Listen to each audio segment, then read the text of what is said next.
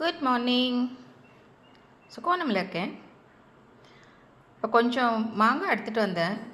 சரி, இது வந்து மாவத்தல் போடுறதுக்காக கட் பண்ணி வச்சிடலாம் அப்படின்னு சொல்லிட்டு நல்லா அலம்பி தொடச்சிட்டு கட் பண்ணி இப்போ இந்த ஃபேன் காற்றுல வச்சுருக்கேன். இது கொஞ்சம் காயணும். கொஞ்சம் மேலீரெல்லாம் போனோடனே இது உப்பு போட்டு குலுக்கி ஊற வச்சிடணும். ஒரு 2 days ஊறினா போகும். அதுக்கப்புறம் எடுத்து வெயிலில் காய வச்சுட்டு திருப்பி சாயந்தரம் எடுத்து அந்த ஜூஸஸ் எதனா இருந்தால் அதிலேயே போட்டு கலந்து வச்சு அந்த மாதிரி கடைசியில் அது ஃபுல்லாகவே அப்சார்ப் பண்ணுற வரைக்கும் வச்சுட்டு அதுக்கப்புறம் நல்லா ட்ரையாக காய வச்சு வைக்கணும்.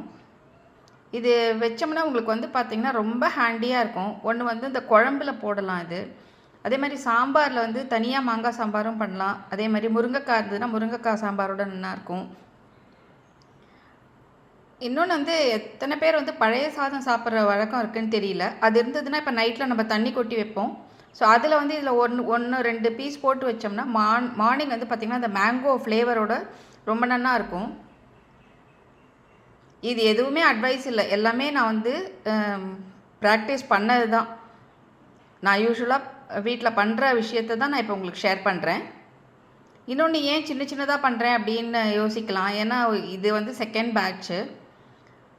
ரொம்ப சிம்பிள் ரீசன் வந்து நான் ஒருத்தராக தான் இங்கே ஹேண்டில் பண்ணிட்டுருக்கேன். ஸோ அதனால் வந்து பார்த்திங்கன்னா மொத்தமாக எடுத்து பண்ணோம்னா அது ஒரு பெரிய வேலையாக ஒரு நாள் உட்காரணும்.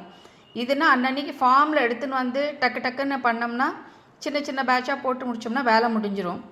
ஒரு சின்ன சின்ன கண்டெய்னரில் போட்டு போட்டு ஊற வச்சு காய வச்சிட்டோம்னா மொத்தமாக காய வச்ச பிறகு எல்லாத்தையும் ஒன்றா சேர்த்து நம்ம ஸ்டோர் பண்ணிக்கலாம். அது பிரச்சனை இல்லை. ஸோ நம்மளுக்கு வந்து அது ரொம்ப சிரமமாக தெரியாது. அதனால தான். தேங்க்யூ.